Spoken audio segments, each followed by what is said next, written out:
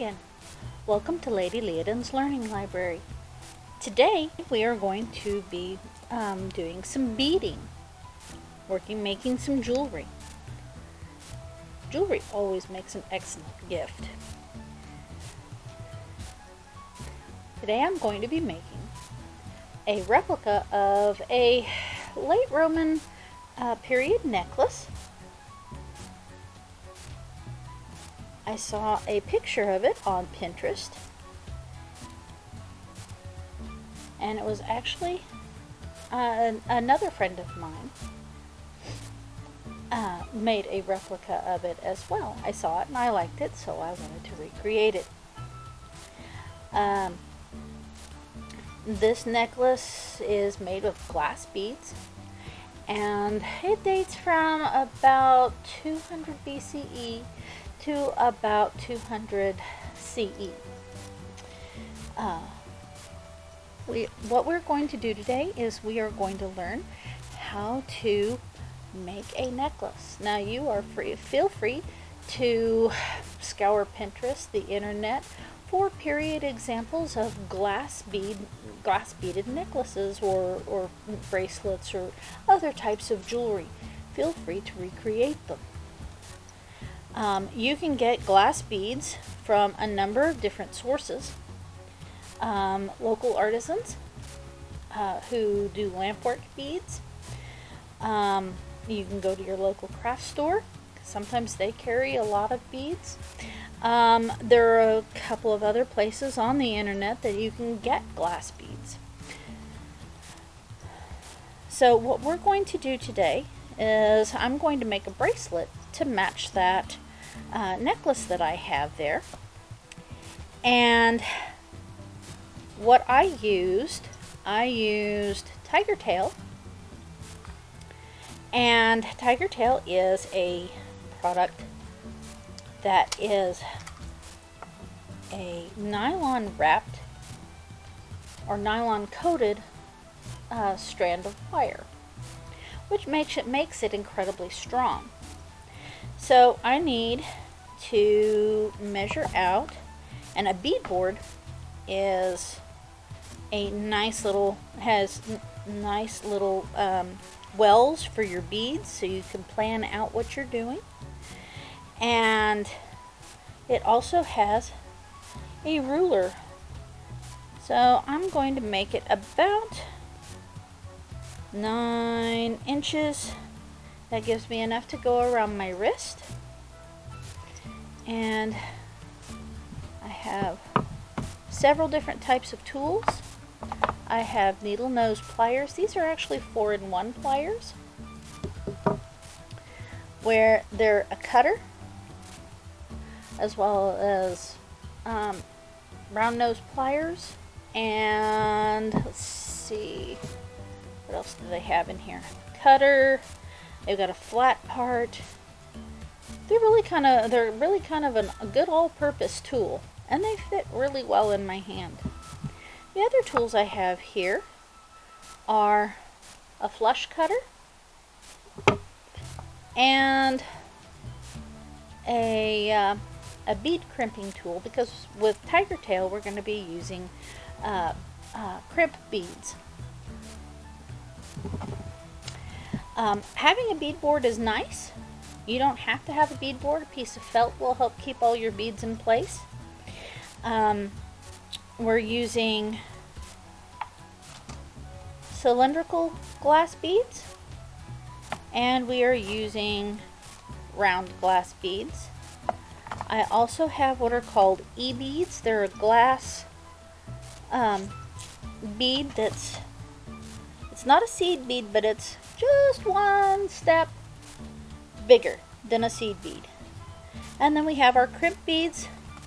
We also have lobster claw for the back and a hook. I will also show you some knotting techniques with silk thread, and because we can do the same thing with silk thread, which period would have been silk or sinew. or some type of thread, because tiger tail did not exist in period. Okay. So we want to measure out about 9 inches, starting at the 0 and coming up here to about 9 inches. Then we're going to take our flush cutter,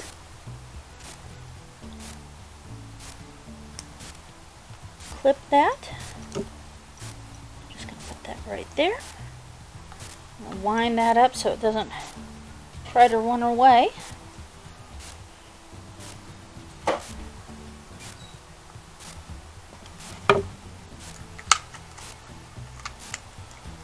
Keep things neat and tidy on our work surface. Alright, the first thing we're going to do is we're going to take one of the clasp ends here and a crimp bead.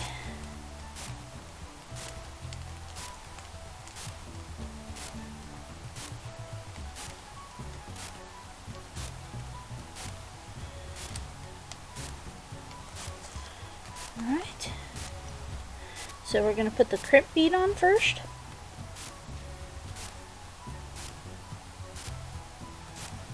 Then we're going to take our clasp, and it's got 2 holes in it, see? You're going to go through the smaller hole. Alright. And then we're going to fold that over, just like that. Put the other end back through the crimp bead. And pull it up really tight. You want to go ahead and leave a little bit of a tail out. That'll get covered up by your beads. Now we're going to take our crimping tool, and you're going to use the back one first, because there's two sets of teeth here. You got this one. The back one has a way to do it so that it's got room for both of those pieces of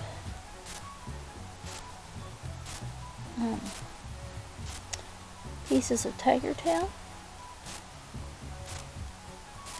And you're going to squish. Hopefully not get your fingers in the process. And then you're going to squish again with the front ones. Make sure it's all good and tight.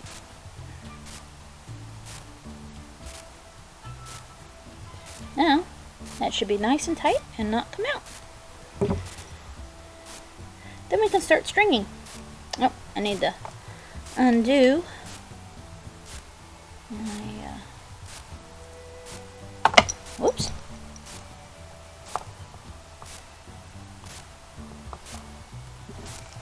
Another reason for having the flush cutter, you can just snip that.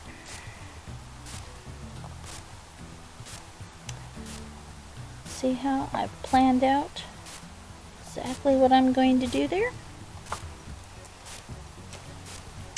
You'll see on the example, you've got the crimp bead there, you've got a gold bead, and then a cylindrical bead, another gold bead, and a round. And that's the pattern we're going to be using.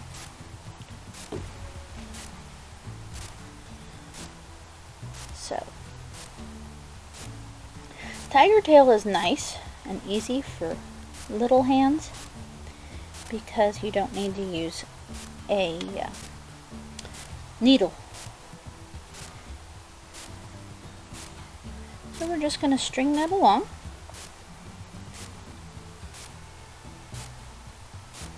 Just like that. And just keep following that pattern.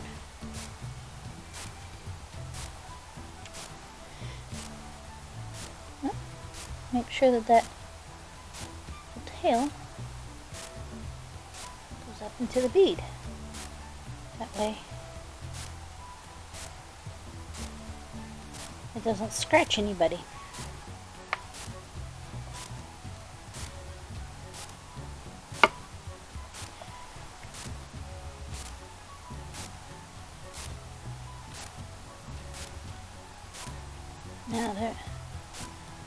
by the Middle Ages, glass had kind of fallen out of favor as far as beads. I mean, they still existed. You could still get them. But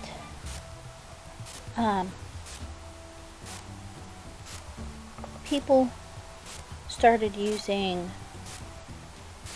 like pearls and semi-precious stones.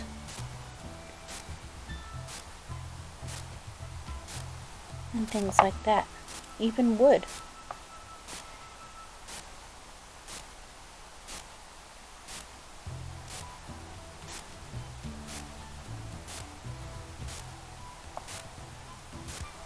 And shell.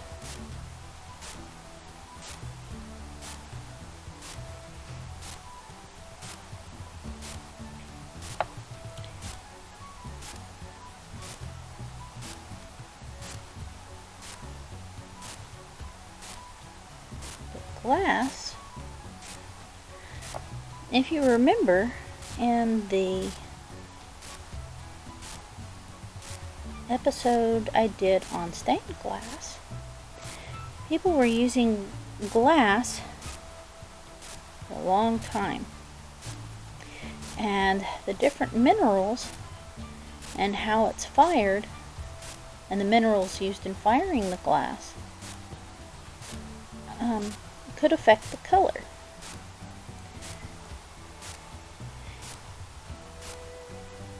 Remember when I said that red glass is probably one of the most expensive glasses because it uses gold to make the pretty red you see.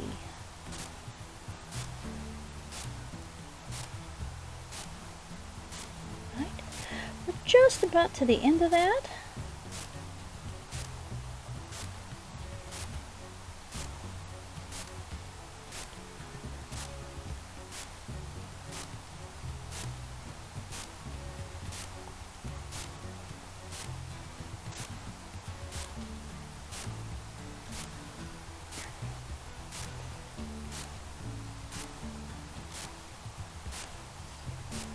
Three more beads.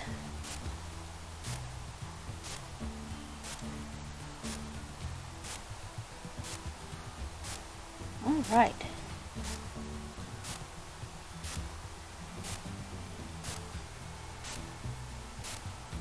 So we've got that.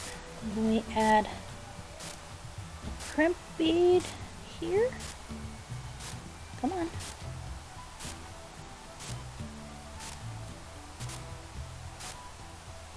And then lay that down.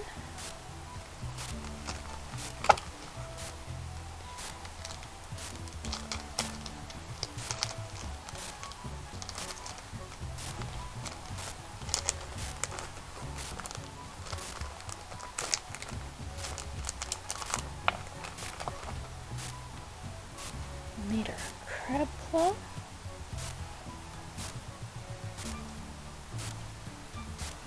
Alright, now we want to keep everything nice and tight.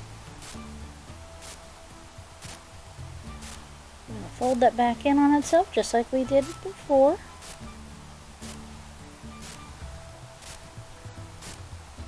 Sometimes it does not want to work properly.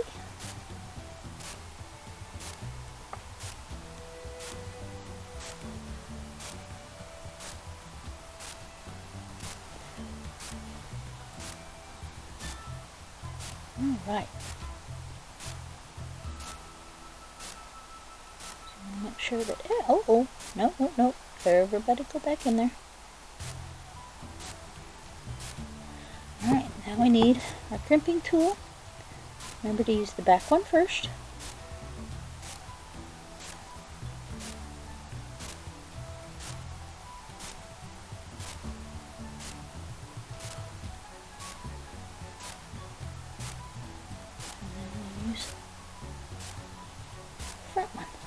There we go. And it is finished. See how pretty that looks?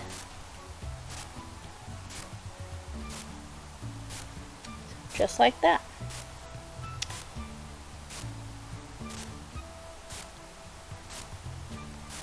This might make it into somebody's gift basket. Alright, now I'm going to show you some tricks with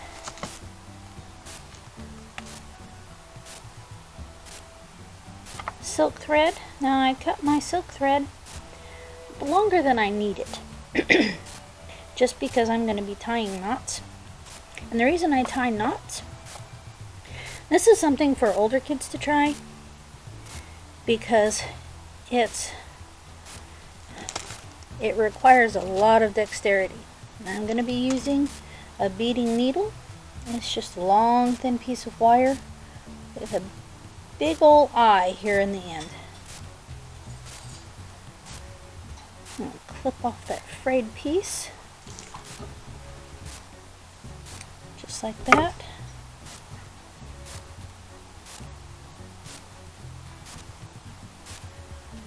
Now I'm using silk thread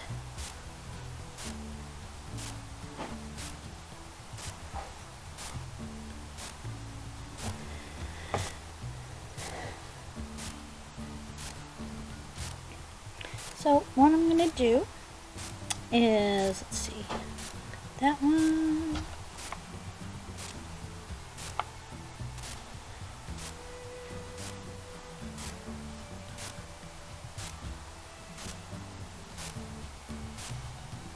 and you want to, that's where these pliers come in handy.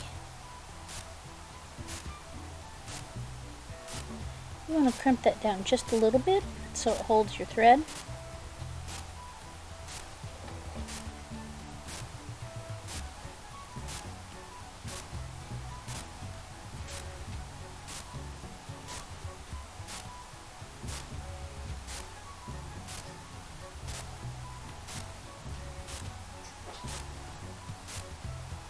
And so that it'll go through the bead.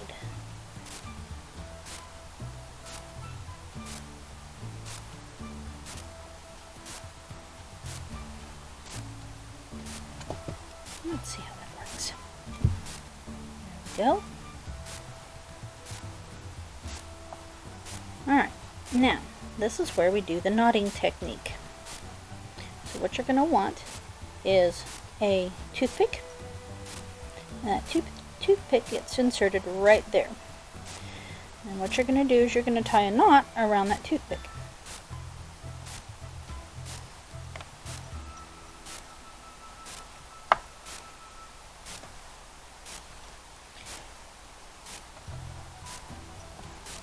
Oh no! That's not cool.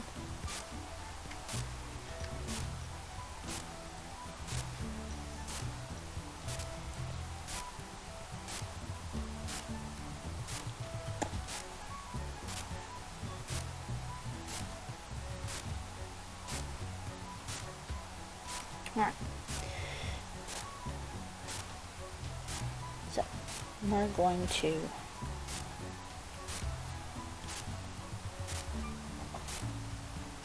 around. We're going to stick everything underneath that toothpick.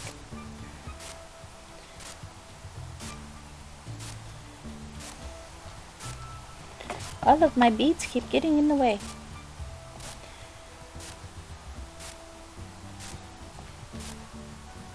Okay, so now we have a loop.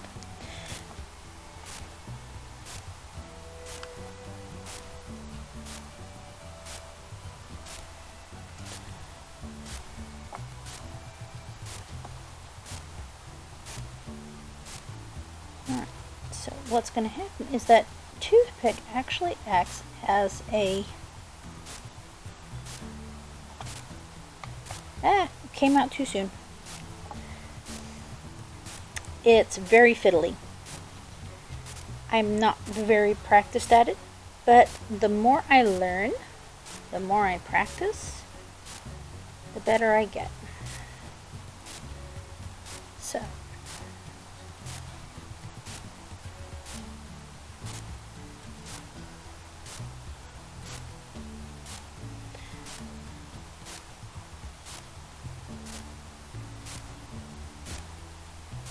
So the E beads we're looping through, and we're going to pull that down just like that. And the E beads in this case kind of do act as your knot.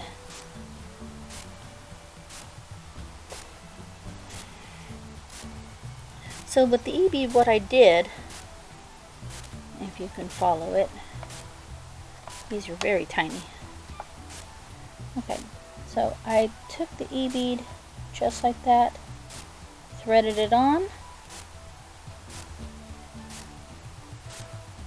Alright, once I pulled all the thread through, I threaded it through again, just like that.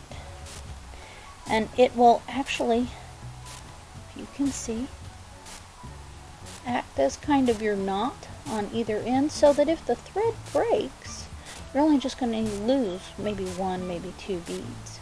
You're not going to lose the whole strand. So if you want to try it, go right ahead.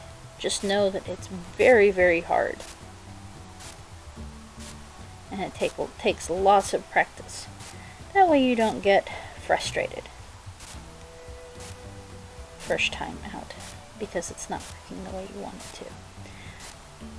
And it's okay to be frustrated. Just know that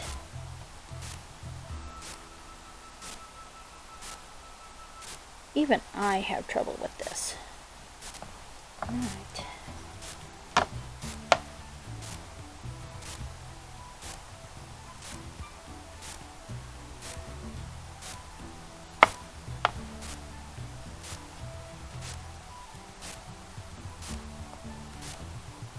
So we make our knot just like that, and what I do with my, there it is. Alright, so we want to stick that in the end of the bead just like that,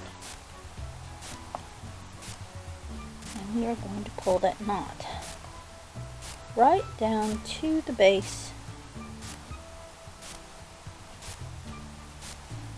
and then slowly take that out. While pulling on the knot.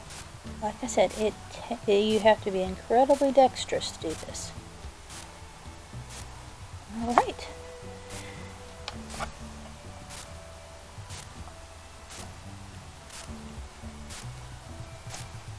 And so, again with the E bead, we're going to pull the bead through once.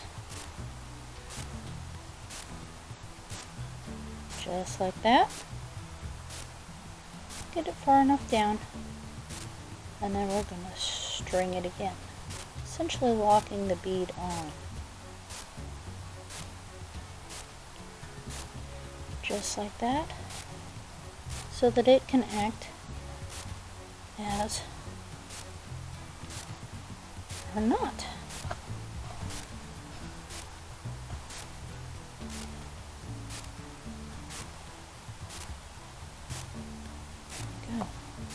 Just like that.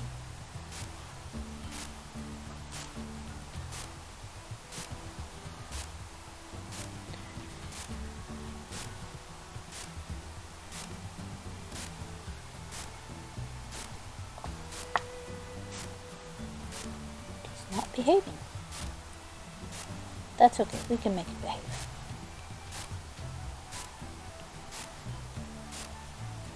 There, that's a little better.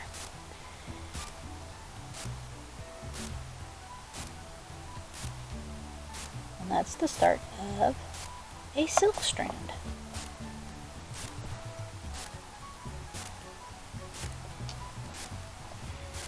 It's okay to get frustrated. It's okay to walk away from it for a little bit, because it can be kind of fiddly. So, moms and dads, links will be in the supplies list for some of the beads, for the silk cording, and most everything else. A lot of these I got at my local craft store, so They're relatively easy to find. I encourage you to explore different types of medieval jewelry and see if you can create a few. The silk cord is fine for older kids, and the tiger tail is great for younger kids. You can also get the stretchy kind of cord so that they can just pull it on and off. So I encourage you guys to explore beads and their history. Try to use glass or wood or other things. A lot of your local craft stores are going to have a wonderful selection of beads, from metal to glass to semi-precious stones, for relatively inexpensive. That's all the time we have for today. We'll see you next time.